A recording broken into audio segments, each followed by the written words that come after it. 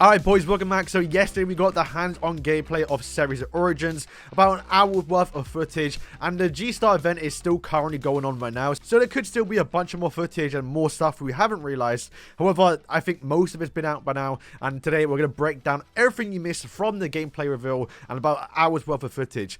Honestly, this video took a very long time to make, so if you guys are new and you enjoy the content, then obviously do subscribe. We are obviously uploading Series Grand Cross gameplay, but of course, when this game does eventually come out, or any bit of news does come out, we're going to be covering it here on the channel. So boys, get a drink of water, we're going to be here for a while, and also just have fun. I mean, this game looks insane, it looks beautiful, and honestly, I'm just excited to even talk about this game because it's genuinely unreal. So, let's just jump in. Let's start off with the actual loading screen. Now, granted, this is all pre-development stuff, so it's likely will change, but this is what you can see at the event. A simple loading screen with obviously just Tristan and Meliodas. They're the same height, which is just kind of funny. During the demo, you can pick between two different game modes, that being the story mode and also a open world mode. Not too sure why there's a difference here. Honestly, people are thinking, and myself included, this might just be for the actual demo. Hopefully, when the game does come out, there's not two different modes here. We kind of want it to combine it into one.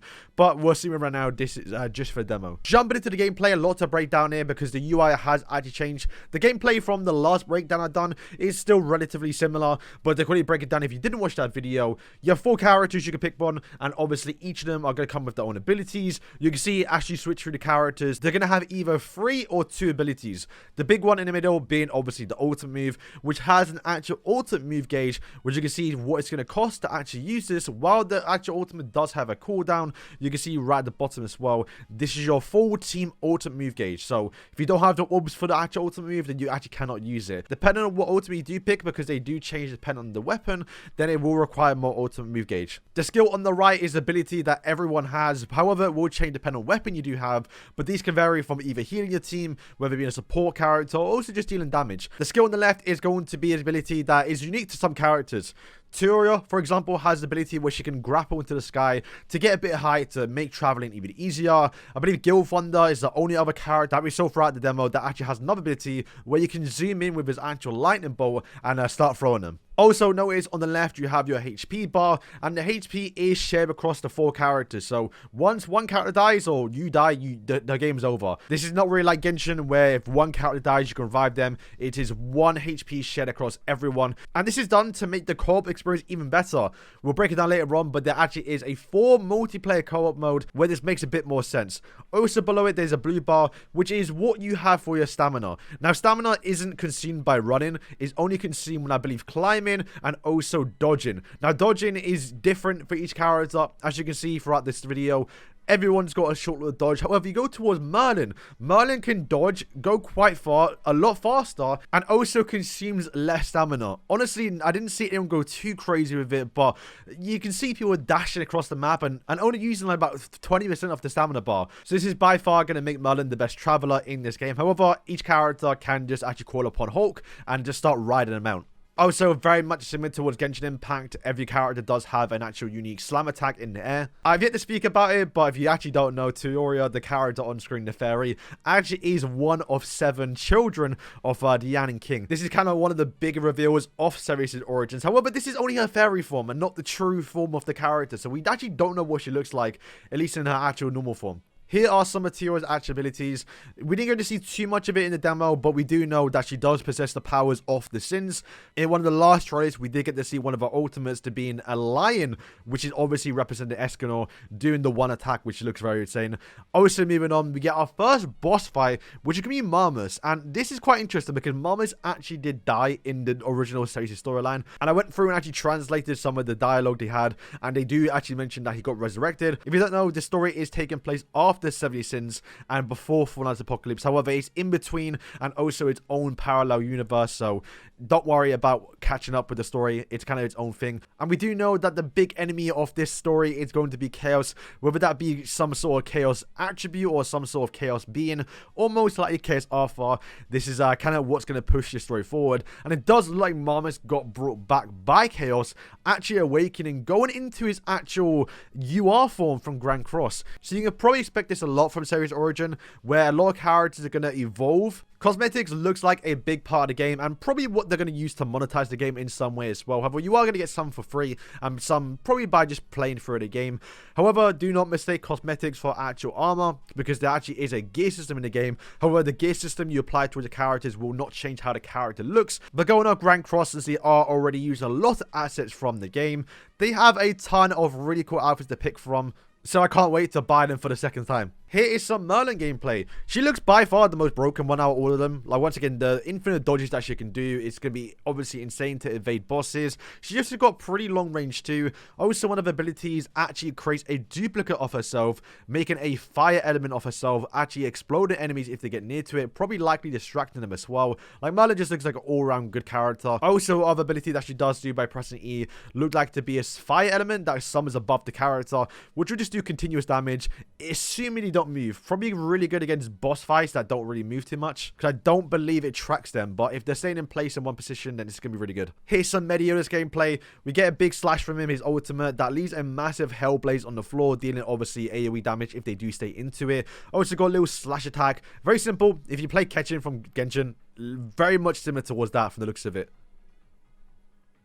During this mode, when you do defeat one of the bosses, you're going to get a big loot drop. That's going to give you a bunch of equipment, armor, and also gear. And if you come from Grand Cross, these should be a bit more familiar. While they're not necessarily from Grand Cross, the layout done is very similar towards how they do the relics in the game. And also the equipment as well is very similar towards one of the outfits you see later on. While in the minimap, you can hover over some of the bosses and you can see what bit of gear you're going to get. And if you once again play Grand Cross, you'll recognize one of these outfits, because this is literally Meliodas' actual outfit from the game, the adventure outfit. So it does look like, you can see, for example, like Escador might have his set of outfit that was based on the fantasy theme. Once again, this is just armor, not actually cosmetics, so you won't get to see this actual look in game. Of course, since this is going to be a massive open world game, quick teleportation is obviously necessary, and honestly, maybe it's just a demo. I hope this is in the live game.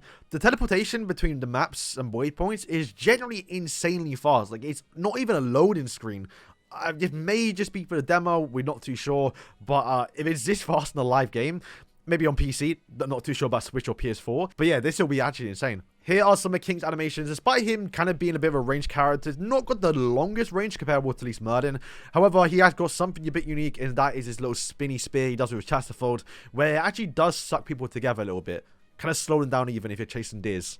When you're in the air, you also can glide, and this will obviously cost some stamina. Then we get towards the character select screen, and I honestly a lot going on here. Firstly, you have the character portraits, which once again are reused from Grand Cross. This is not a bad thing. This is basically Grand Cross 2.0. The renders already look really good in Grand Cross, so I'm not too mad that they're using it, but it's still funny to see. Obviously, each character will have their own unique stats, and also has their CC.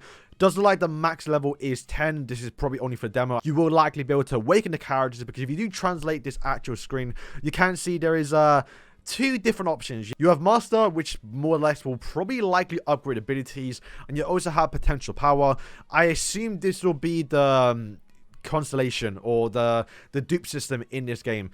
This is a gacha game after all. I'm sure you're going to get a bunch of characters for free, but yeah, this will be a gacha game. They're going to have to make the money back somehow, and this is probably the dupe system, or if not, they're going to add it anyway. It does, like in this game, each character will have an option between picking 3 different weapons, and each time you do pick a weapon, it will change the ultimate, the ability. So depending on which you want to go towards, you can maybe go towards a tank build, or maybe go towards an actual support build. Like I said with Tioreh, for example, we do know one of the abilities can heal, and we do know one of the abilities can deal damage. So depending on how you want to go and how you want to build your theme up, this is going to be probably the more unique part about the game. Changing weapons, getting the best weapons, and getting the best abilities as well. Here's some Gilthunder gameplay as well. Once again, he does have an R ability, which once again only him and Tioreh so far has it in the game, and it does look like this is what it is, where you can actually go into your spear and start chucking it. Here's some swimming and also underwater gameplay. Very fast, but basically when you're underwater, you do have a 3-minute countdown. However, if you do start dashing underwater, it will reduce the countdown by around 10 seconds. I think the timer is a bit generous, but then again, there might be a lot of underwater exploration, so this is pretty warranted. Now, going over towards the multiplayer gameplay, this is where the game's going to shine. You're able to play with 4 friends, and each of the players can actually control 4 of their own characters. Since, once again, you do share 1 HP bar, selecting between 4 different characters just makes so much sense. So I love the way they designed the multiplayer for this game mode. But generally, this looks unreal. I mean, the gameplay already looks unreal, but the amount of fun you can do trying to figure out puzzles, exploring probably some sort of temple or raid, or even some like underground labyrinth, this just looks unreal. I mean, look at this gameplay right now. Where you got Gilthunder is fighting, there's a bunch of bosses and everyone's going crazy, and even going against the boss fight, just I'm getting a fanboy a bit here, boys, but this just looks unreal to see, man. So yeah, boys, that is going to wrap up today's video. Honestly, this game doesn't really feel real. It's been about 2 years since they announced the game, and we're finally getting a bit more information on it and kind of hands-on gameplay. If any more information does come out about this game, then we'll obviously cover it on the channel. However, I believe they've shown most of the stuff in terms of breaking down things. They may show a bit more stuff in terms of gameplay towards other boss fights and, you know, maybe a bit more gameplay of other characters we haven't seen. But generally, I think we've seen most of, if not all, the mechanics so far they're going to show throughout this event. And yeah, it just looks insane gameplay. So boys, thank you for watching the video, and yeah, peace.